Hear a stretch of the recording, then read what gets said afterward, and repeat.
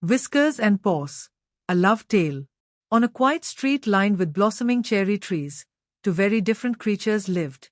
Whiskers, a sleek grey tabby cat with emerald eyes, ruled the rooftop of the old bakery. Across the street, Paws, a golden retriever with fur like sunshine and an endlessly wagging tail, kept watch over the neighborhood from the front porch of the Wilsons' home. They'd seen each other for years. Whiskers would perch on the bakery sign, observing the world below with aloof detachment, while Paws bounded around the garden, chasing butterflies and barking at the occasional passing squirrel. To the untrained eye, their lives seemed worlds apart. Yet, hidden in the quiet moments, an unusual connection began to blossom. It started one crisp autumn afternoon, when Whiskers found herself stranded in a precarious position. She had leapt onto a narrow branch chasing a particularly bold sparrow, but miscalculated its strength. As the branch groaned under her weight, her usual grace gave way to a rare moment of panic.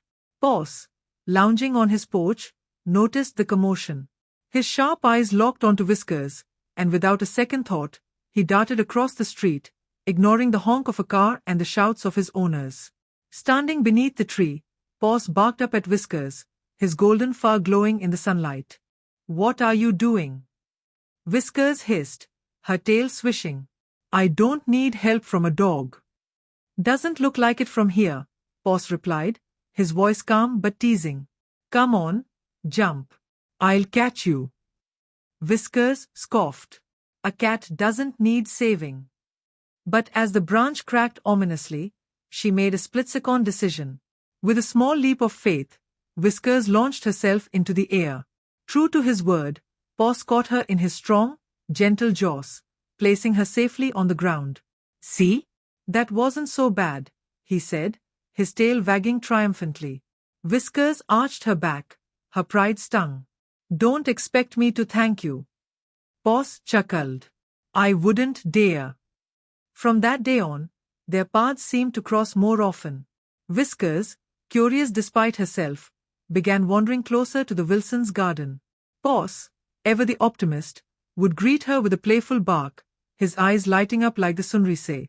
One evening, as the sun dipped below the horizon and the first stars began to appear, Whiskers found herself on the Wilsons' fence. She watched as Paws dug a hole in the garden, his movements enthusiastic but clumsy. "What are you doing now?" she called out. Paws looked up, dirt clinging to his nose. "Burying my treasure." Whiskers leapt down gracefully, landing a few feet away. "Treasure." Paws uncovered a shiny red ball. It's my favorite thing in the world. Want to see it?" Whiskers sniffed at the ball, unimpressed. "It's just a ball." "It's not just a ball," Paws said earnestly. "It's been with me through everything. My first trip to the beach, my birthday party, and even when I was sick. It's special." Whiskers tilted her head, intrigued by his sentimentality. "Why are you burying it, then?" "To keep it safe," Paws replied. "Sometimes, the things we love need a little protection." Whiskers didn't reply, but something about his words stayed with her. Over the months, their bond grew. Paws would wait for Whiskers by the garden gate, a bone or stick at the ready, hoping to entice her into a game. Whiskers, though reluctant to admit it, found his enthusiasm contagious. She taught him to be quieter when sneaking up on birds, while he showed her the joy of running through the dewy grass, paws wet and far ruffled by the wind. One spring morning, a storm rolled in unexpectedly. Thunder boomed, and rain poured in torrents. Whiskers was caught outside, her fur drenched as she sought shelter beneath a bush. She hated storms. The loud noises and flashes of lightning unsettled her deeply. From his warm spot by the fireplace, Paws noticed her plight. Ignoring the rain, he dashed outside, splashing through puddles until he reached her. "Come on," he said, nudging her gently. "You'll catch a cold out here." "I'm fine," Whiskers said stubbornly, though her shivering betrayed her. Paws nudged her again, this time more firmly. "Please. You can sit by the fire. I won't bother you." Reluctantly, Whiskers followed him back to the Wilsons' porch. Inside, Paws' family had left the fire roaring, and the warmth was immediate and comforting. Paws lay down a respectful distance away, giving her space. "You are not as annoying as I thought," Whiskers admitted after a while. Paws grinned. "And you are not as cold-hearted as you pretend to be." The storm passed, but Whiskers didn't leave right away. She curled up by the fire, feeling a safety she hadn't known before. Seasons changed, and their connection deepened.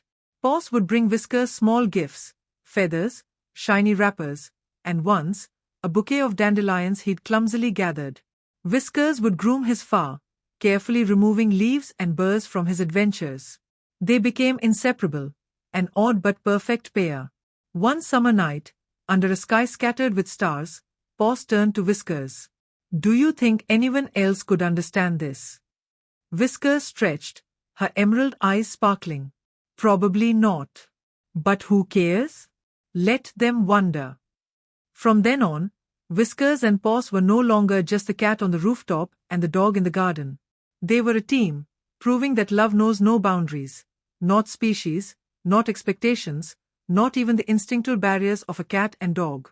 Together, they created a story that would be whispered about by other animals in the neighborhood for years to come. And so, with Whiskers curled on Paws' back during lazy afternoons and Paws watching over her on cool, starlit nights, their love story unfolded, a testament to the magic of unlikely connections.